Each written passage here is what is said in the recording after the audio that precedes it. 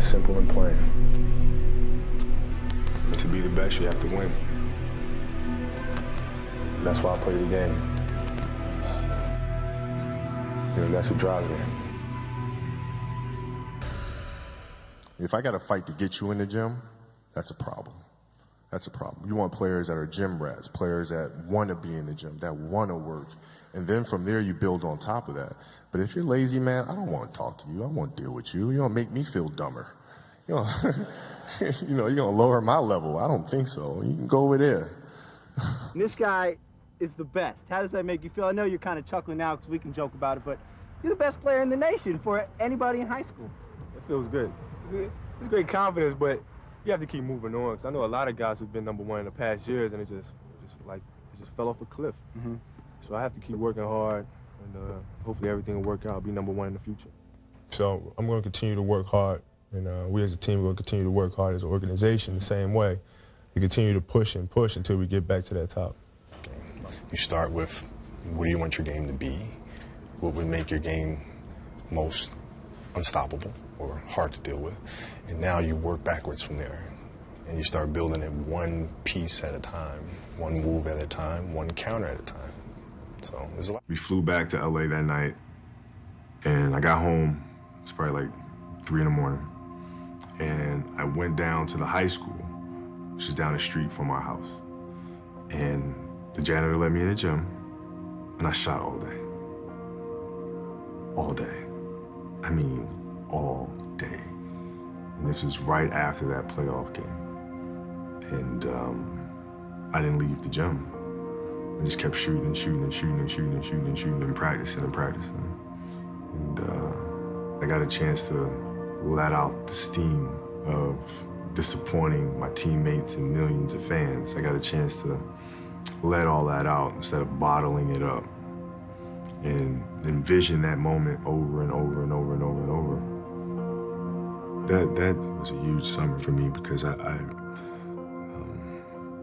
felt like everybody had written me off after those air balls. And I was really excited when the schedule came out and I saw we had Utah. Kobe, I read a couple days ago where you wanted to slow down the pace of your workout routine. Is that because you're in hopes of possibly getting some preseason games in, or you want to be healthy for the season opener? Well, I just try to listen to my body, you know, just kind of listen to it. We have a great staff here, and you know, we just work hand in hand and just listen to how my body feels, and just try to respond accordingly. We used to have an All-American camp that I used to go to, and you know, at the time when I first showed up, I was a sophomore, and one of the things I would do is while everybody would be at the cafeteria, work, you know, eating and doing all sort of stuff, I just go back to the gym. I just go back to the gym. It's just, They'd be resting, they'd eating. be and they'd see me leave, right? But now you're in a tough position because you're like, okay, I want to be like, I'm following the kid to go work out, but I know he's working, he's up early, and he's doing all this other stuff. And so that was my way of showing them, yeah, I may be from the suburbs, but you're not going to outwork me. Wow. And I'm mentally going to. Did someone teach you that? We really seem to, you know, have bonded and understand that, you know, if we want to get to that elite level, we really have to put in the work day in and day out. With that, but I've worked extremely hard this summer to be able to play at a high level, regardless of the minute, right? If it's 30, if it's 48, I'm prepared to do whatever's necessary, and that's my job to do so. You know, my parents were great. You know, growing up, you know, they instilled in me the importance of imagination, of curiosity, and understanding that, okay, if you want to accomplish something, I'm not just going to sit here and say, yes, you can do whatever you want. Yes, you can, but you have to also put in the work to get there, right? So they taught me that at a really early age, man. And when you grow up as a kid thinking that the world is your oyster and all things are possible if you put in the work to do it, you know, you grow up having that fundamental belief. One of your high school friends said, when I was partying, he was playing basketball. When I was waking up, Kobe was playing basketball before class. How would you describe your dedication to the sport even back then? Well, I tried to find a balance, right? I tried to do both. You know, I had a great deal of energy. So if there was a school party going on or something like that, I mean, I'd play basketball for a few hours. You know, I'd do what I have to do and have fun doing it, and then you know, I'd go to the party. And I'd show up, and I'd have a good time, have fun, and I'd be up at 5 o'clock in the morning, you know, working out and, you know, training the next day. So I tried to Try to do both. 40-point games, 60-point games in 3 quarters. So talk about what led up to the big monster 81-point game. Well, it was 1,000 makes a day in the summertime, and going through things just as I would during the game. So I knew exactly where my positions were within the triangle and where the shots would be coming from.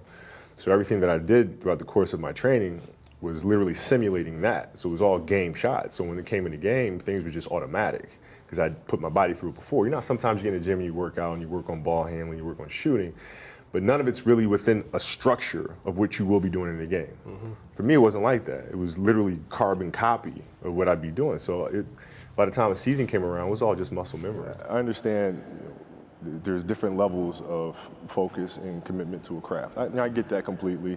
If guys want to go out and have a good time, I get that completely. However, if you're going to do that and you show up to work the next day, you better be ready, right? If you're going to do that, you better come to practice and you better be ready to go. And if you're not, I'm going to let you know.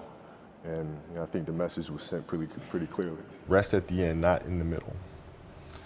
And that's something I always live by. Yeah, we're going to work hard. That's what training camp's about, preseason's about, is working hard, getting in shape, getting in condition. And not so much about the games, but just, the game is just another way to kind of, get your exercise, get your win, get your rhythm. So we're pushing it in practice all week. And, I was able to focus on the game. A lot of the credit goes to my wife for not only putting up with it, but supporting my work ethic, because I work all day consistently, and she supported me, and a lot of credit goes to her. But it's simple. Like if you do the math on this, right? Like if you're thinking about how often kids are playing, right? And I tell this to my daughter and my daughter's team as well that I coach. It's a simple thing of math. If you want to be a great player, if you play every single day, 2-3 hours, every single day, over the course of a year, how much better are you getting? Most kids will play maybe, an hour and a half, 2 days a week. Right. Do the math on that. It's not going to get it done. It's not going to get it done, right? So if you're obsessively training 2-3 hours every single day over a year, over 2 years, you're accelerating. You make quantum leaps, man. Just doing If I could work that hard every day, with being blessed with the physical tools that I have, what would my career be? And I made a promise to myself from that day that I was going to work that hard every single day so that when I do retire, I have no regrets. And that was the most important thing for me, is to leave no stone unturned, get better every single day. And if I lived that way, then over time, I'd have something that was beautiful. But that was my philosophy. It seems like a pretty simple one, but if you live your life to just get better every single day, and do that for 20 years, what do you have? The kids are running. They've been running for 2 hours. Running. This one kid misses the line by like half inch. No, it wasn't even a half inch. It was like about that much. He misses the line. Kobe's like, stop. We had to stop everything. And he's like, nobody gets shoes. And all these kids are like, oh, they're mad at the kid. Yeah. They're like, touch the line. All you gotta do is touch the line. That's it. It was this much. Touch the line. And Kobe's like, no, nobody gets shoes. You guys sit on the sideline. And then Kobe made this kid run suicides, which is another drill. Baseline, free throw line, baseline, half court, baseline, opposite free throw line, baseline, and back. 3 in a row. 3 times. You had to run 3 of them. Yeah. But the best part was, the last one, Kobe ran with this kid. He ran with this kid, okay? Yeah, it's awesome. He ran with this kid, and there's 1.1 million people are watching online. Crazy. He ran with this kid. This kid was dry heaving. He was about to die. Yeah. But you're lucky he didn't die. No, he wasn't going to die. He wasn't going to die. but the important thing to understand is you can't shortchange yourself. Like you're not cheating anybody but yourself. Right? You're tired. You're literally this far away from the line. Why would you not go that extra to touch the line? Right? So if I let him get away with that, right, all of a sudden he starts maybe cheat something over here, right? Not give his best over here, not give his best over here. And as years go on, he's not going to reach his full potential because he's been taking these little shortcuts that just add up. And you can't let that happen. Our job as teachers, as mentors, as inspirers, it's our responsibility to hold them accountable to those things. Pressure's a funny thing. You know, I always felt like the people that feel pressure are the people that cut corners or really didn't put the work in. If you know you've put in all the work, what is there to be nervous about? You've done it thousands of times before. You just go up there and do it one more time. Really a question of what side of the fence do you want to be on? You know, do you want to be nervous in those situations, or do you not want to be nervous in those situations? Do you want to look at pressure as a normal sport occurrence, like breathing is to every single day of your life? Then you put in the work. And if you don't, man, that's on you. I think the best way to prove your value is to work, is to learn, is to absorb, to be a sponge. Right? But you always want to outwork your potential. You know, as hard as you believe you can work harder than that. And that's what I tried to do when I first came in the league. But, you know, basketball is such a direct competition sport that me coming in at 17, I hated when, like, my teammates would say, you know, I get hit with an elbow, right? Shaq would hit me with an elbow in practice. And, like, you know, Nick Van Exel would come up and say, are you okay? I'm like, motherfucker, what? Are you okay? What the hell's wrong with you? You know, so like I always had that extra chip on my shoulder. So like every day in practice for me was really trying to annihilate everybody that I was playing against.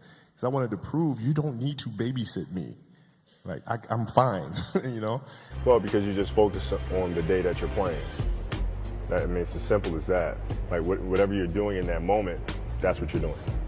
That's your sole focus. So you don't think about, you know, I have to do this for another year, or I have to do this for another 2 months. Just think about that moment. What are you doing at that moment in time? You focus on 100%. That happens to me, like when I'm running, when I'm working out, I'm running. I do a lot of work on the track, and I'm running, and I'm really tired.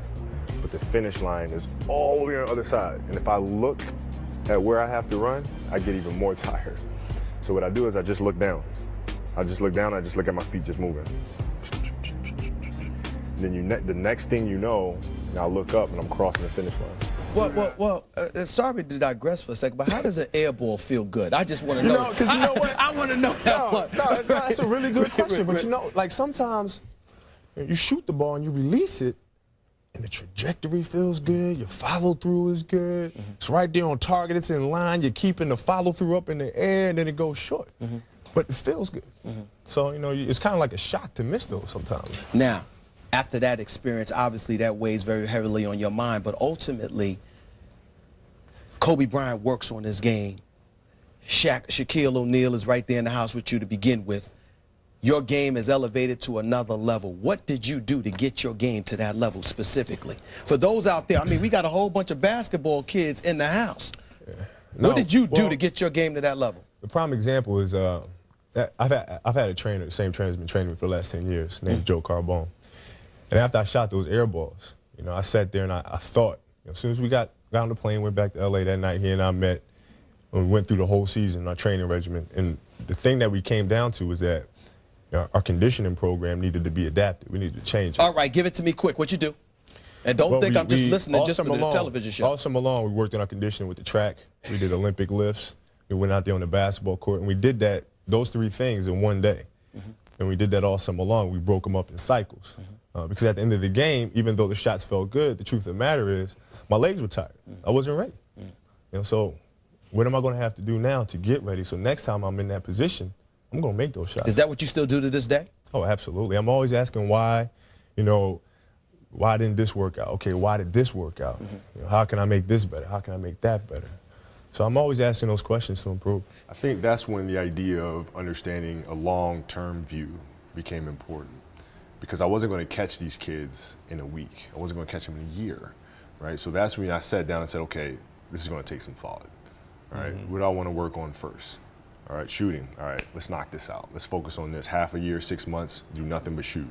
All right, after that, all right, creating your own shot. And then you focus. So I started creating a menu of things. When I came back the next summer, I was a little bit better, right? And a menu being like, I've got my jump shot from 15, I've got my I got my jump shot from 15, I got my three-point shot, like just open shots, not miss open shots, right? Be able to shoot it with speed, because those kids are so much more athletic. Yeah. And then the next summer I came back, I was a little better. And the summer came back, You next scored. summer I was a little better. I scored. Yeah, You know, it you- wasn't much, Right. but I scored. And this you know? is 12, 13. 12, 13. And then 14 came around, back half of 13, 14 years old. And then I was just killing everyone. And it happened in 2 years. And I wasn't expecting it to happen in 2 years, but it did, because what I had to do was work on the basics and the fundamentals. While they relied on their athleticism and their natural ability. And because I stick to the fundamentals, it just caught up to them. And then my body, you know, my knees stopped hurting. I grew into my frame. And then your athleticism, once you have the fundamentals, Exactly. the hard work, the mindset, and you tack on the athleticism, it's game over. Then it was game over. Wow. Very flexible. Things come. 可以弯，一直弯，一直弯，一直弯，可就会 You 弯。 move with it. 他说就跟着走。 The strength and flexibility and the strength and acceptance. Like in my game now, I could say, no, I want to be able to jump as high as I used to. I want to be able to be as fast as I used to. I have to be. No, I don't jump as high as I used to. That's okay. I'm not as fast as I used to be. That's okay too. I'll figure out another way to do it. I just really wanted to get stronger because I saw that as untapped potential for myself. I felt like throughout the years since I've been in the league, I've been getting stronger every summer. And this summer, I felt like it was the time to really make that leap because I was knocking on the doorstep of becoming more of a power guard.